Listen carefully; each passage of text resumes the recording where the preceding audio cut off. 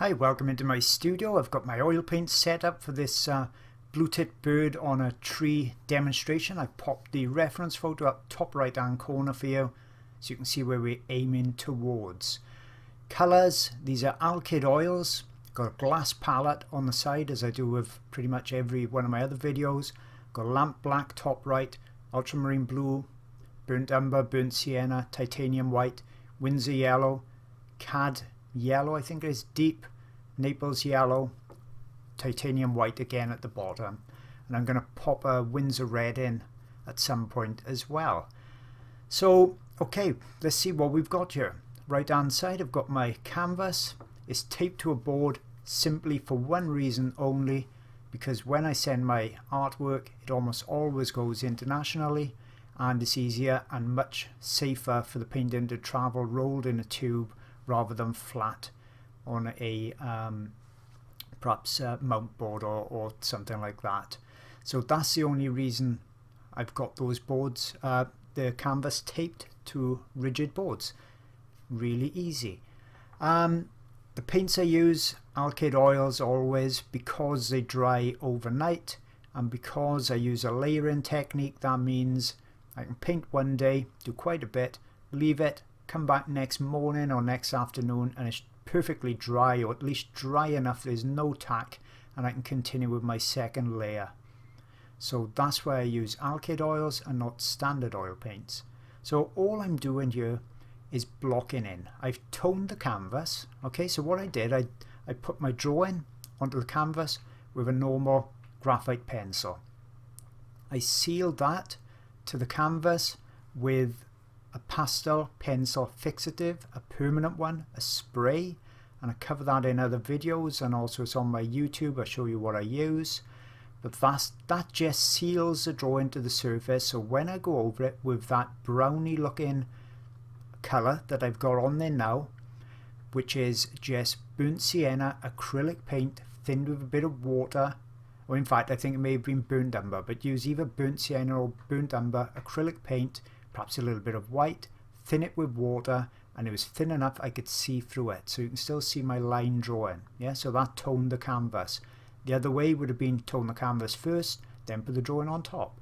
But the sealing spray stops that pencil from moving around. Okay, if you put the drawing on first and then you go over it with acrylic, there's a good chance that it's going to smudge or move around.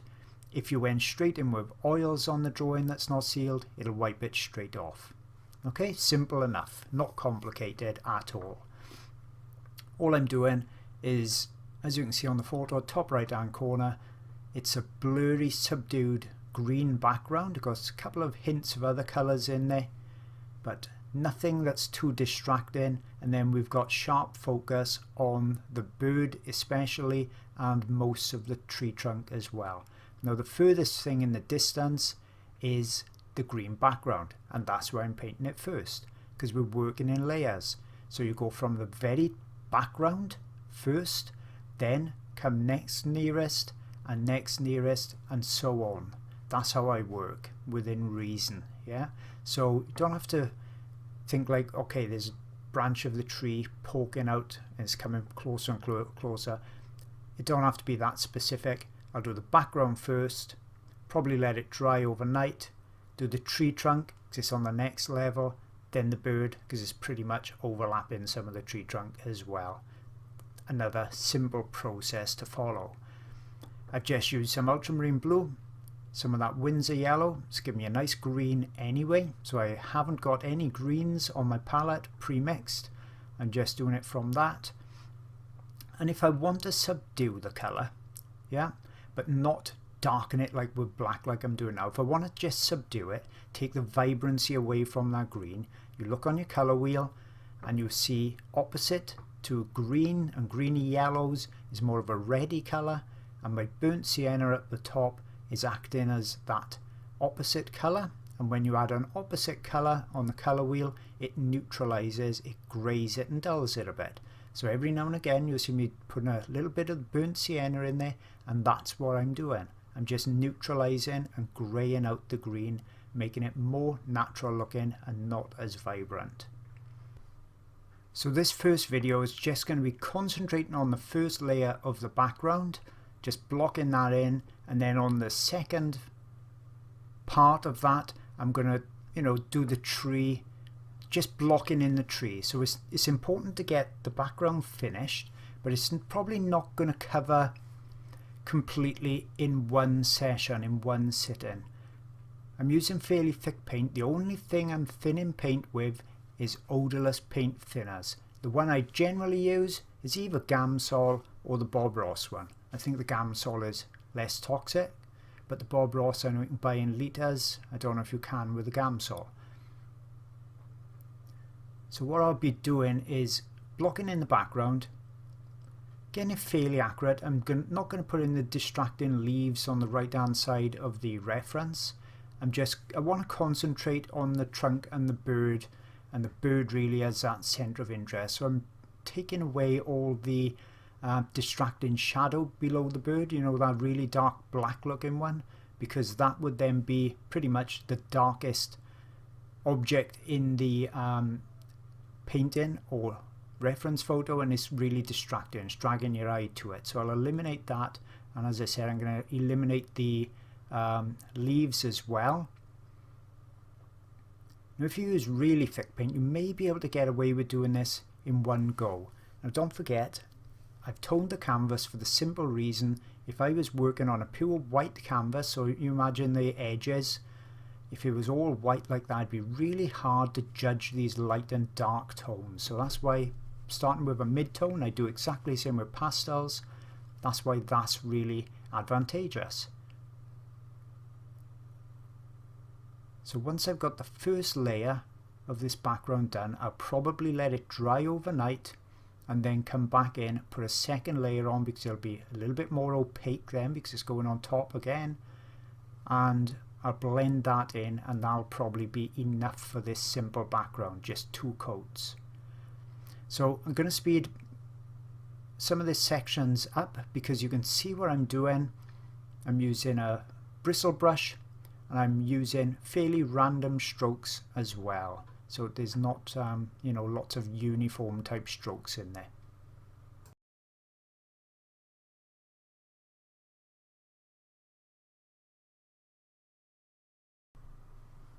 So as you can see, just blocking in this right hand side as well, going a bit darker down the bottom and the top.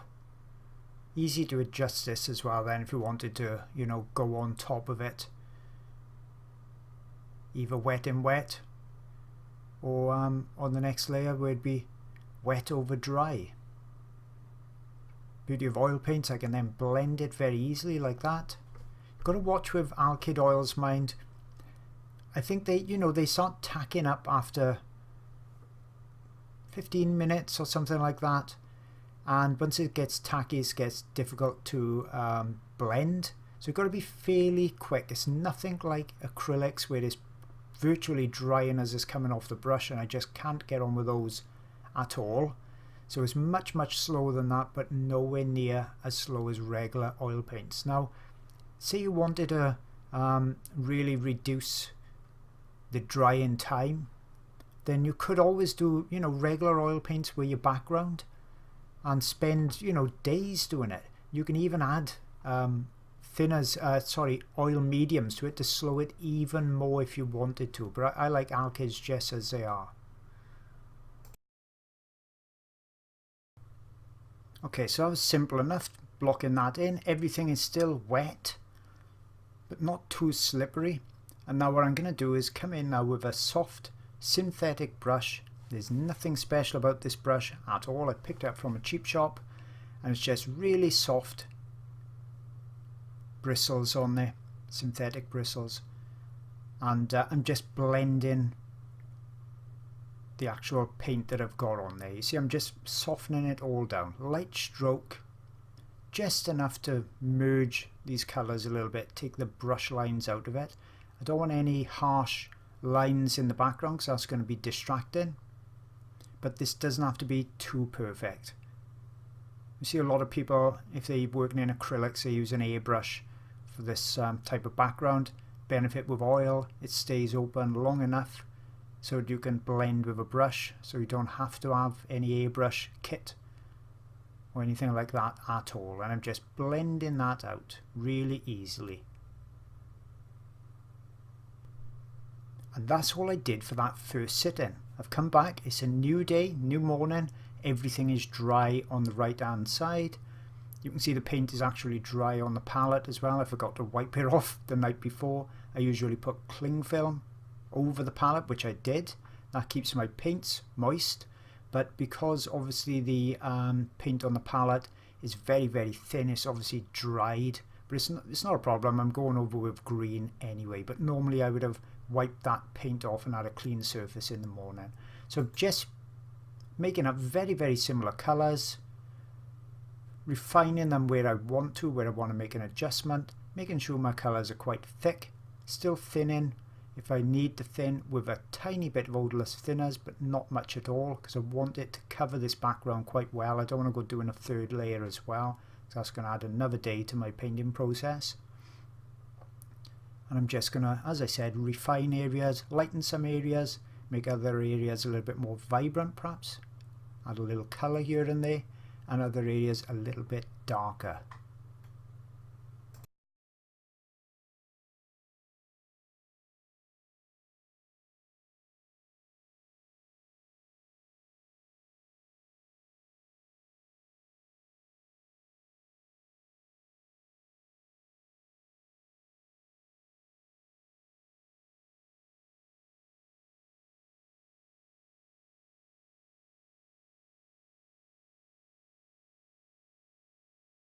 So you can see how it's going on easier now as well. Because that first layer is on there, the tooth of the canvas is filled up a little bit more. It's a fine weave canvas I use anyway. Sometimes called a portrait canvas, but you know, just look at it and it should be really nice and fine. When I first started oil paints, what I used to do is get an MDF panel, the smooth side of that. MDF in the UK has got both smooth sides. I'm not sure if it's the same in the USA, but what I would do then, I'd get a gesso acrylic and sometimes tone it. I think I may even have some YouTube videos on that, and just paint that on both sides. If you do it only on one and using a thin panel, it can warp it, so I do it on both sides, let it dry, go over with some fine sandpaper, glass paper, and put another coat on, and then rub it down again and get it really smooth, and then you haven't got any grain at all. So that's, you know, if you can't get a fine weave canvas, or perhaps you've got to buy a lot of it at a time or something like that, you know, use panels. Lots of people do that. It's just a bit more difficult for me then shipping, because it's going to be that bit heavier and I got to ship flat again. Some of my paintings are really large, and that's a problem then when you're trying to ship it. But what you find with the MDF panels, because there's virtually no grain to it, no indentations, that it just goes on even smoother again.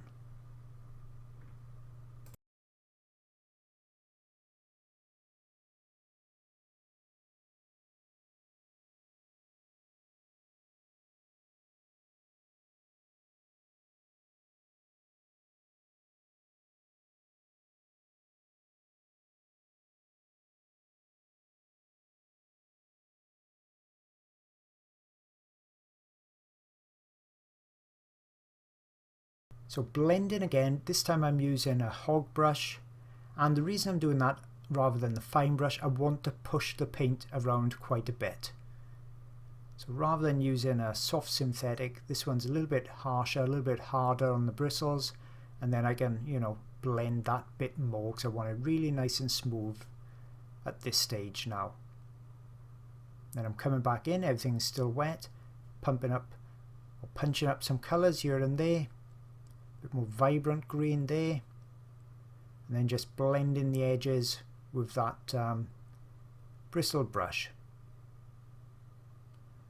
Now I've mixed up a warmer colour, so I'll add in interest, see, to the background. I don't want it to be just one plain flat colour. That'd be too boring to look at, but I don't want hard edges and I don't want it too vibrant. On the reference photo there were some areas I thought were a little bit too dark, a little bit too punchy. And it's up to us then as artists, we can change what we want to make it more pleasing to ourselves.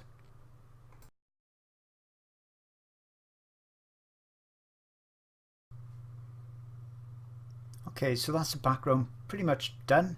Blurred out again. I like the little color adjustments. I'm just making up a dark color, so I'm using a bit of black, bit of blue, bit of the burnt umber in there. So I want to put the trunk in now, so I'm just kind of going to block that in. I could have let this painting dry again overnight, but what I'm going to do is just be a bit cautious that I'm not resting my hand on it or anything, because everything is wet, and I'm just going to try blocking in the tree trunk. And I'm going to start off with a dark line coming down on that left side of the trunk as we look at it, and still using pretty large brushes. Now don't go worrying about the size of the brush I'm using on things. I remember when I first started painting, I was obsessed with, oh, what type of brush is it? What size is it that the guy's using or the lady's using? I need to get the exact brush because, well, perhaps that's got a bit of magic in it and that's making all these things work. It's irrelevant. You can see the rough size of the brush. Now I don't know, I haven't got a clue myself whether that's a number 1, a number 2, a number 6 or whatever. No idea. I just know it's flat and it's medium sized. I'm just going line of eye. I'm painting pretty much a largish shape. I don't want a tiny thin line, so I don't need a rigger brush or a round brush. So I just want a medium sized brush. I don't need a small flat brush because then I wouldn't be able to get much paint on it. And that's just the way you've got to think about it. No professional artists that I know go into their set of brushes and think, oh, where's my number 4? I can't do it if I haven't got my number 4 or whatever. They just reach across their brush. Yep, that's roughly the right size. That's what I'm going to use. So into the dark mix, I put a bit of white, but I want it to be a little bit warmer, so I put some burnt sienna in there as well. See, it's just very intuitive. People say, what about color mixing? Once you know the basics of, things like yellow and blue make green, then it's very much more intuitive, and the way then you work with it is that extra stage of complementary color grays. Yeah. So then if you want it, in this case, I wanted to lighten it, so I got the tone right with adding white. And then once I know my lightness and darkness is pretty much right, because that's what you want to get right first, I thought it needs to be a bit warmer. I look at the reference, it's more of a warmy brown. So the warmy brown that I've got, as unscientific as that sounds, is burnt sienna. Put a bit of that in. Now I'm not worried at this stage, not concerned at all at this stage about getting the colours spot on. Plus, don't forget, do they really need to be exactly the same as a reference? Probably not, because in a second time when I was taking this photo, no doubt the lighting would have changed and the colours would have changed slightly. So don't get too obsessed either with exact colours for natural subjects. Most important thing is the tone, lightness and darkness. So I'm just going to carry on now building up the underwork for this tree. So I don't want to go too light yet. You can see that what I'm putting on is perhaps a bit too grey, but it's definitely, if you squint at the screen now, you see the colour I'm putting on, the tone I'm putting on is darker than the reference photo. That's because I want to layer the lights on top. If I haven't got a dark enough undertone, I'm not going to have anything dark enough to layer my lights on top and they won't show up. Simple as that. So I'm going that, couple of stages too dark when I'm blocking in.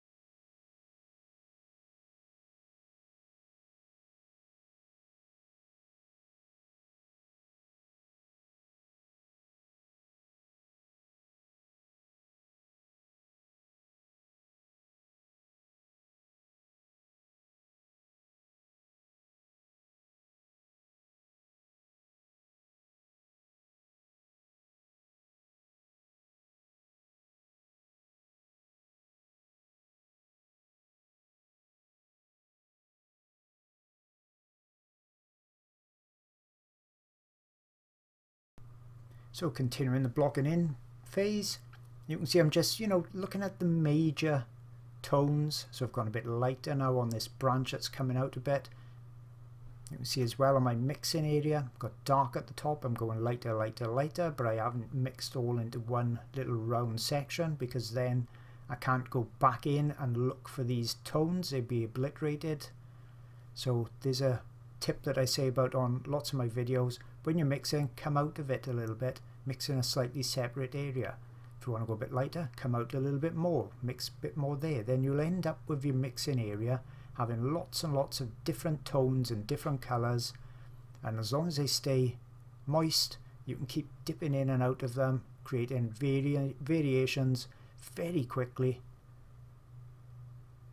and makes colour mixing that much more easy. Just a dark edge here on the side.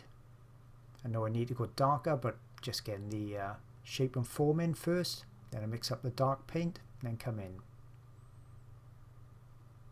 And those little shadows really make a big difference then on how pieces seem to have a three-dimensional look and how they seem to protrude on the canvas. It's all an illusion, that's what it's all about, creating that illusion.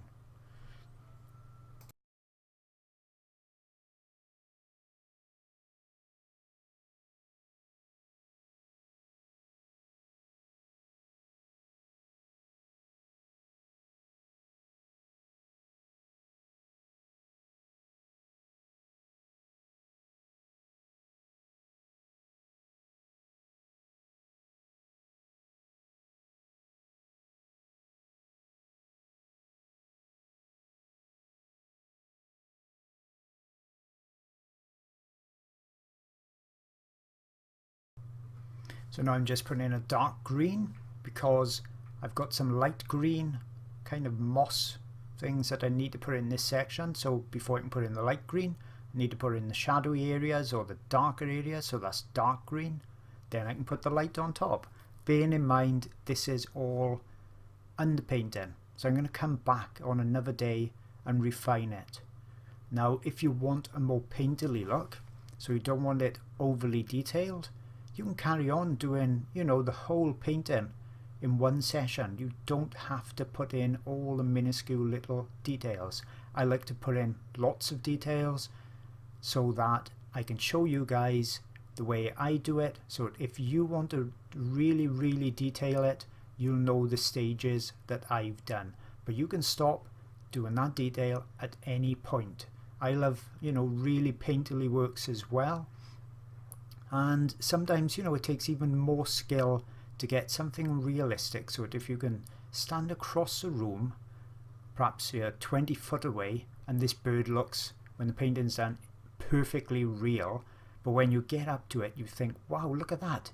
It's really painterly. There's not hardly any detail in it. But from a distance, it looks super real. Now that usually takes more skill than doing a painting that's very, very detailed when you're up close to it.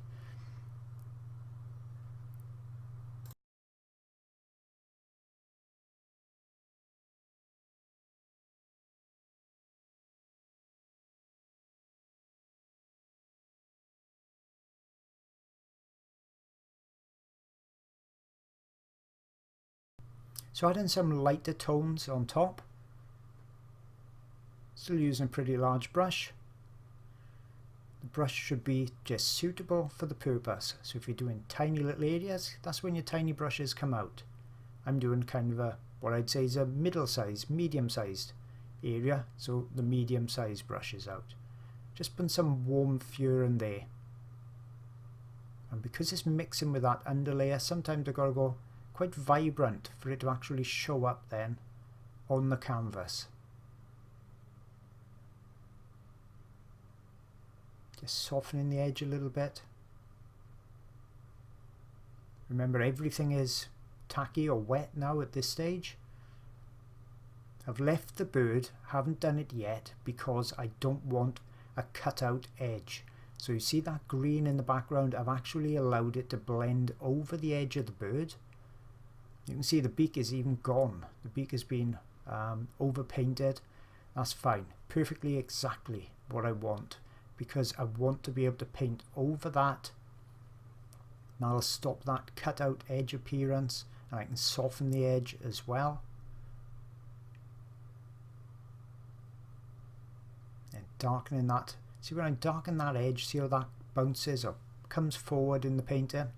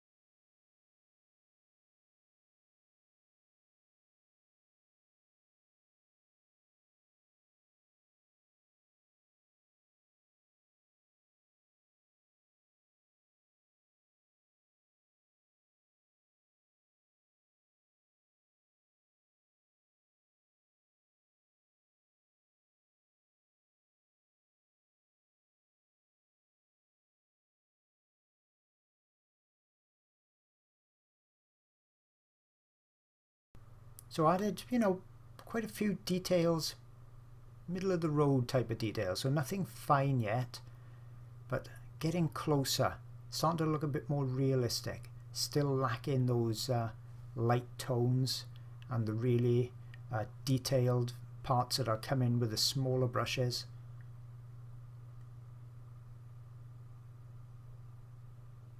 But like I say, it's starting to look a bit more realistic now. And once again, adding in some of that more vibrant yellowy orangey colour makes it more interesting to see, gives us the impression that there was photograph was taken or the painting was done.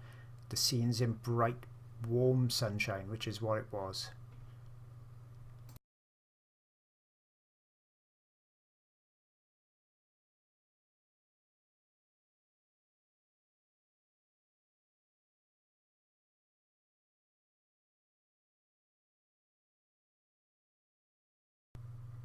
So now I'm going to start to add some of the lighter tones to the trunk. I want to warm it up a bit, so I put some Winsor Red on there. It's a nice kind of a neutral red, you know.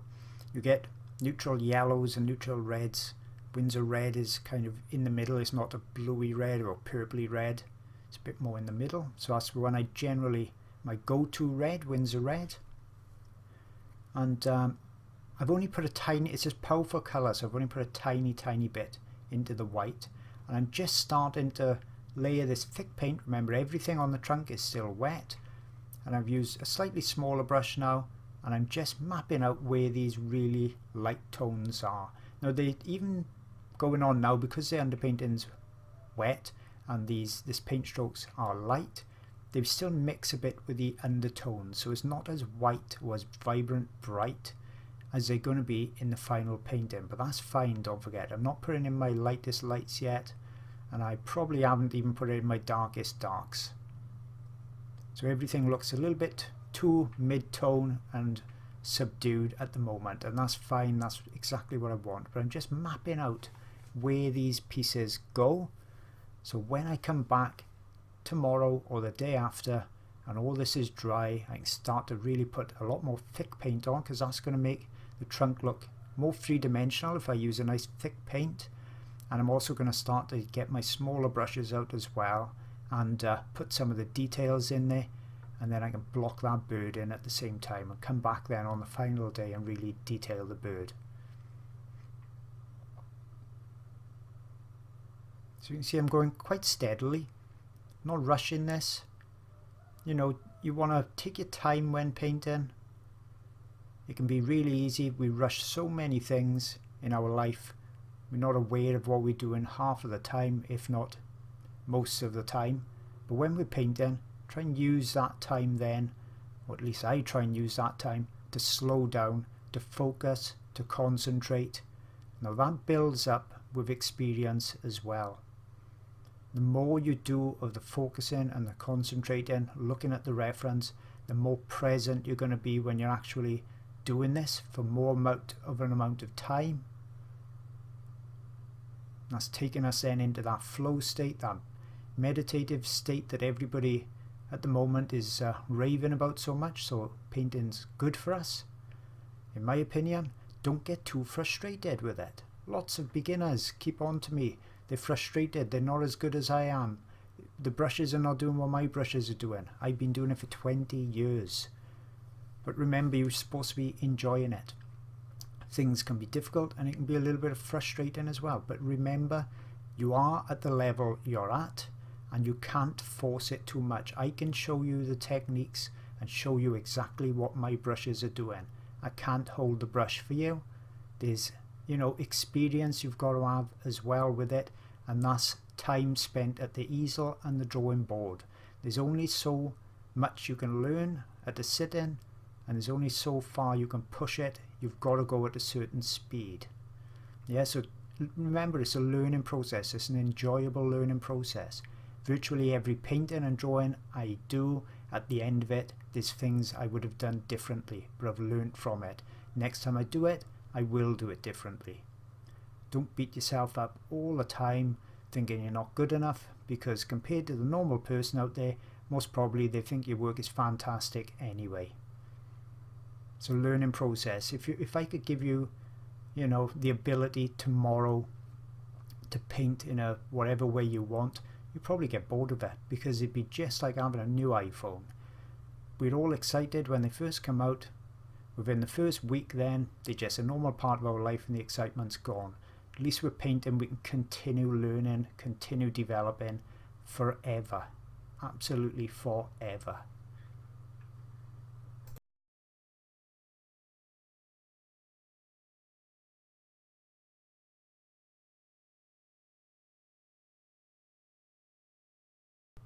So adding in some more of these lighter tones, nice thick paint. Remember I said at the beginning, you know, you can stop the detail as and when you want, and this may very well be enough for a lot of people out there.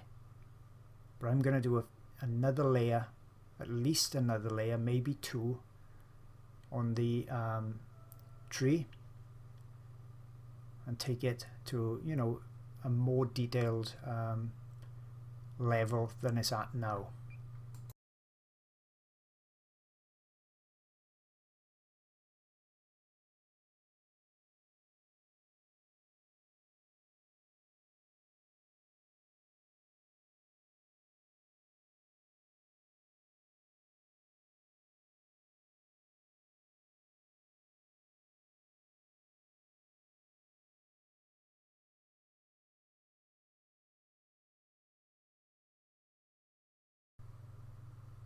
So just coming back in now, continuing to add just a few more midtones and a few more darks. So just touching this up a bit in this last couple of minutes of this part one. What I'm going to do then is just leave that to dry overnight. Remember, alkyd oils, so it dries overnight. If you're using standard oils, you've got alternatives. You can either let it dry as long as it takes, which may be 2-3 days, maybe much longer, or you can put an alkyd medium with your oils, something like Liquin.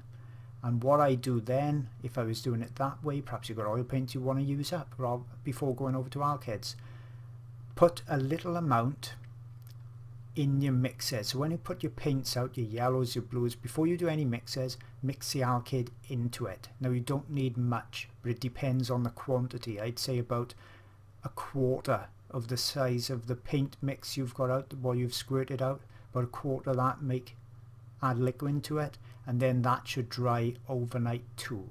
But personally I prefer using the alkyd paints because it's already in there and I haven't got to go worrying about that stage whatsoever. So you can see, still got a synthetic flat brush. I haven't gone over to any tiny little brushes, and you can take your eyes out of focus, blur them a little bit, and you can see how much brighter I'm going to go compared when you compare that reference photo top right hand corner to the blocking in stage I've done so far. So we're using quite random strokes as well. Don't have to get caught up with getting everything exactly in the same place as our reference photo. I'm just after the impression of it. So I hope you've enjoyed video 1, and I'll be back with video 2 real soon.